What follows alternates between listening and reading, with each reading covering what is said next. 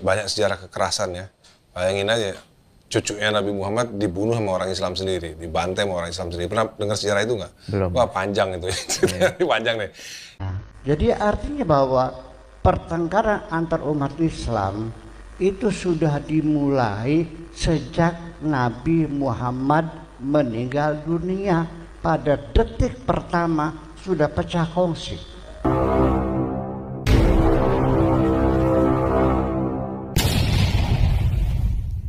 Dan video berikut. Jangan lupa like. Banyak sejarah kekerasan ya. Bayangin aja, cucunya Nabi Muhammad dibunuh sama orang Islam sendiri, dibantai sama orang Islam sendiri. Pernah dengar sejarah itu nggak? Belum. Wah panjang itu, panjang deh. Jadi artinya bahwa pertengkaran antar umat Islam itu sudah dimulai sejak Nabi Muhammad meninggal dunia. Pada detik pertama sudah pecah kongsi. Persatuan umat Islam sudah pecah kongsi pada detik pertama Nabi meninggal dunia. Sampai 3 hari Nabi tidak ada yang mengkafani. Ya, 3 hari, betul? Ya, 3 hari. Apa yang terjadi? Mereka rapat di Saqifah Bani Sa'diyah, berebut khilafah. Dan hasilnya apa? Abu Bakarnya mati diracun, Umarnya mati dicubles, Utsman mati dibacok, Ali diinjek-injek, anaknya Husain dipenggal kepalanya buat bal-balan. Yang pasti Nabi Muhammad tuh punya cucu, cucunya tuh dibantai. Ya, dari menantunya dibantai, Sayyidina Ali, anaknya Sayyidina Ali dibantai, cucu-cucunya diracun, dibantai, diracun, pokoknya semua tragedi pembunuhan. Oke. Ya. Makanya ada yang nggak mau ikut-ikut, akhirnya mereka lebih ke spiritual. Iya, iya. Ya, ada yang mereka yang merebut kekuasaan, pada itu ya kaum rasional itu mereka akhirnya berkuasa sampai dinasti Ottoman itu. Iya, di Turki. Sampai akhirnya mereka ngerebut Konstantinopel 1453. Jadi Istanbul sekarang. Iya, jadi Istanbul. Terus sampai akhirnya mereka runtuh tahun 1923. Nah itu kalau kita dari kacamata spiritual ya yang kaum rasional yang salah. Dari kacamata rasional yang kaum spiritual yang salah. Tapi Kalau pada dasarnya dengan adanya pembantaian pembunuhan sadis terhadap keluarga Nabi Muhammad itu akhirnya menyebabkan keluarga Nabi Muhammad itu menyebar. Tapi dulu menyebarkan Islam lewat pedang. Mana Islam menyebarkan Islam lewat pedang? Tunjukkan sama saya mana Islam menyebarkan lewat pedang. Kalau seandainya ada orang Nasrani, Yahudi, semua orang kafir yang mengatakan kepada Anda Islam dikembangkan, diekspansi dengan propaganda, katakan iya. Memang iya. Tapi dulu menyebarkan Islam lewat pedang. Mana Islam menyebarkan Islam lewat pedang?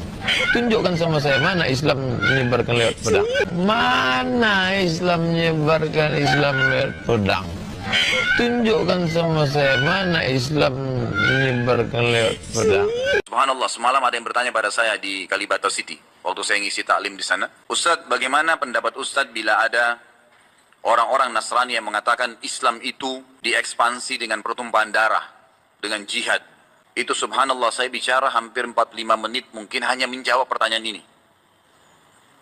Waktu itu saya bilang, kalau seandainya ada orang Nasrani, Yahudi, semua orang kafir yang mengatakan kepada Anda Islam dikembangkan, diekspansi dengan propaganda, katakan iya.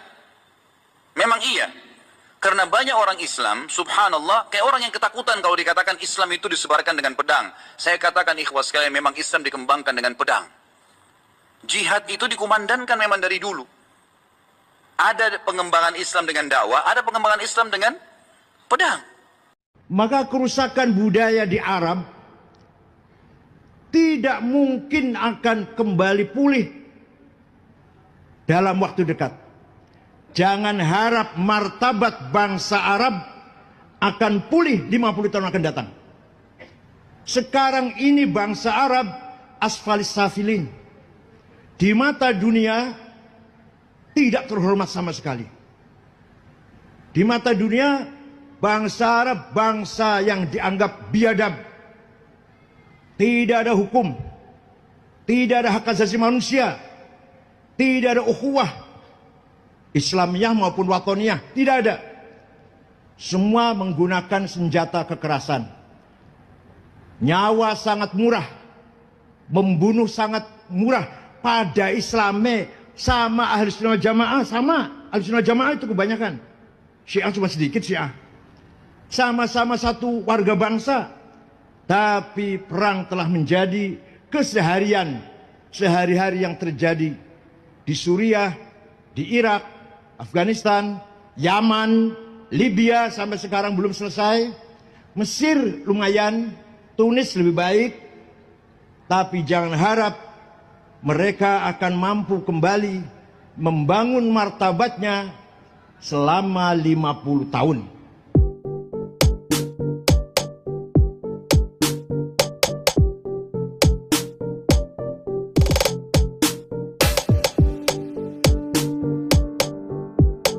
Yang beragama belum tentu punya Roh Kudus, tetapi orang yang punya Roh Kudus pasti percaya Yesus sebagai Tuhan dan Juru Selamat. Haleluya. Jadi saudara, orang yang punya agama belum tentu dia punya Roh Kudus, tapi orang yang punya Roh Kudus pasti dia percaya bahwa Yesus itu sebagai Tuhan dan Juru Selamat. Nih, satu lagi. Haleluya. Sini. Orang yang beragama belum tentu memiliki Roh Kudus, tetapi orang yang memiliki Roh Kudus pasti percaya Yesus sebagai Tuhan dan Juru Selamat. Haleluya, berikan sorak-sorai buat Tuhan Yesus ya. Saudara Bapak Ibu sekalian, ya agama ya di seluruh dunia, seluruh bumi, saya cek ya, saya pelajari ya, bukan ratusan, ribuan saudara. Ribuan, bahkan banyak hal yang nggak saya tahu, mungkin bisa jutaan saudara. Iya, saudara, jadi orang yang beragama itu belum tentu punya Roh Kudus. Tapi orang yang memiliki Roh Kudus pasti dia percaya bahwa Yesus adalah Tuhan dan Juru Selamat. Berikan sorak-sorai buat Tuhan Yesus. Haleluya. Haleluya. Jadi untuk seseorang bisa percaya Tuhan Yesus, itu saudara tidak cukup hanya dia punya agama.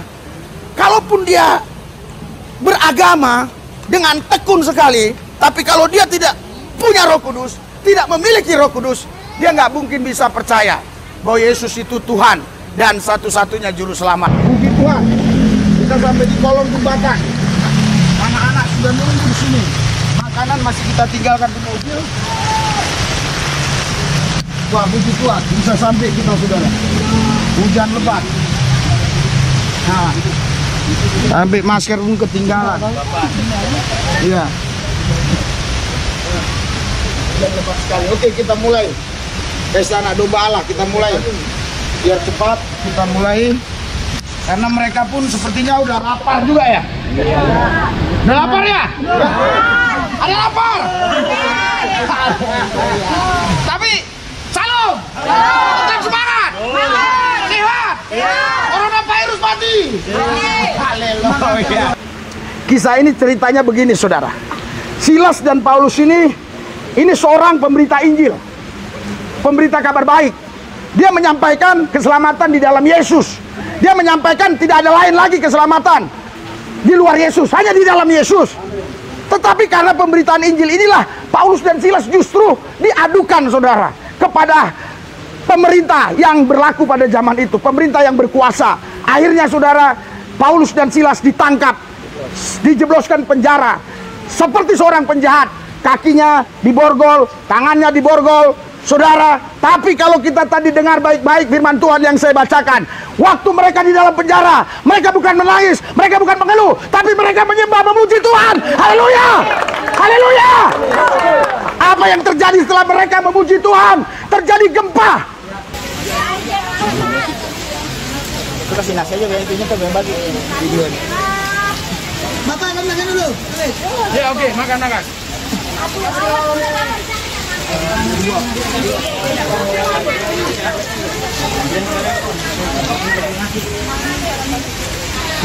Ya, jalan sini.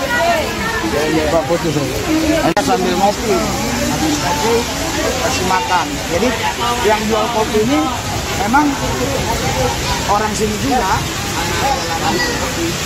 Nggak biasanya kita kasih begini karena memang harusnya biasa 100 orang yang hadir ini dulu apa berapa gitu lah ya sepertiganya. Jadi ya udah kita kasih kopi aja. Tapi satu orang satu, kalau dua kita nggak bisa bayar. Iya, kita bayar, kita nggak bayar. Kita bayar, kita bayar.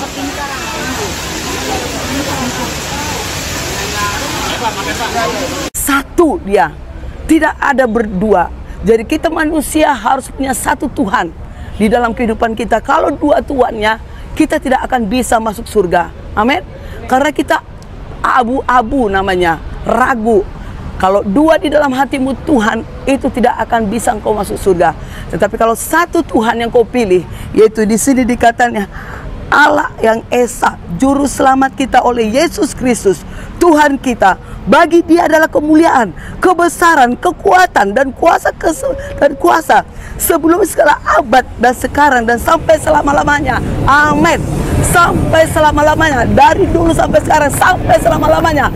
Yesus Kristus adalah juru selamat itu, Esa. Amin.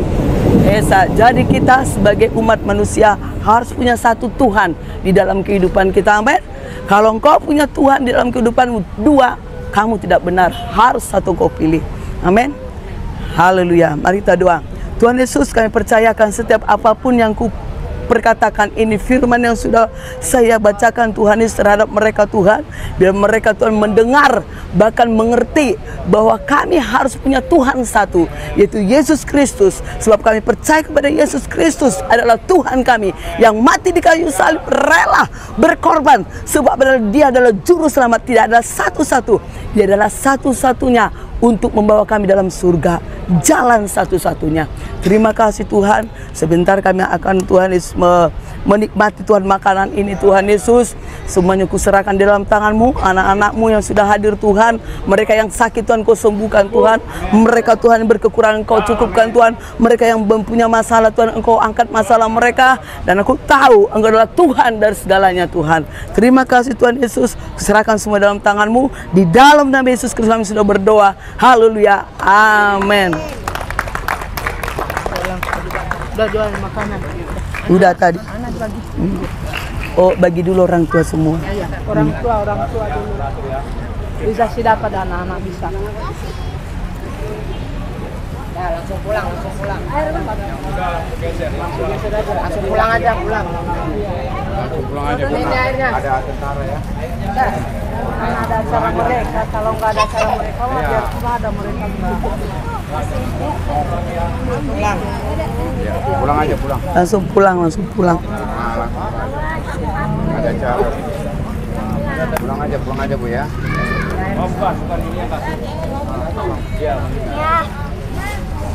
Jos, Pak, nanti di sini dulu ya, duduk dulu nanti ya. Gua lihat kasihnya udah agak kering. Udah mendingan kering. Coba. Kemarin kan udah ini kan. Ya ambil kasih air nih. Coba kau videoin dulu jadi Doan Si Merdeka. Sini, Kai. Nanti diambil. Bapak sekalian, doakan terus pelayanan Gereja Tanpa Tembok ini supaya makin maju, sukses, banyak jiwa-jiwa dimenangkan buat Tuhan Yesus. Selama 6 tahun pelayanan di sini, kurang lebih udah 1000-an orang ya.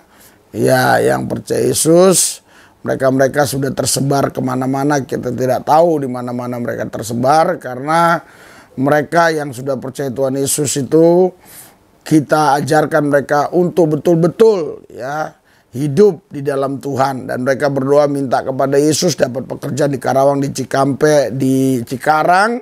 Ketika mereka mendapat pekerjaan di tempat-tempat yang seperti saya katakan tadi, tentu mereka tidak bisa lagi ikut ibadah di Gereja Tanpa Tembok karena jauh ya, jaraknya bisa 3 jam 4 jam perjalanan, dan mereka juga kerja ketika jam 2 sore mereka kerja, sedangkan Gereja Tanpa Tembok ibadahnya jam 2 sore. Besok Kamis kita ibadah jam 2 sore di Gereja Tanpa Tembok. Semua dana biaya kita doakan biar semuanya Tuhan cukupi ya. Bagi saudara yang memberkati pelayanan ini, di deskripsi ada nomor bank ya.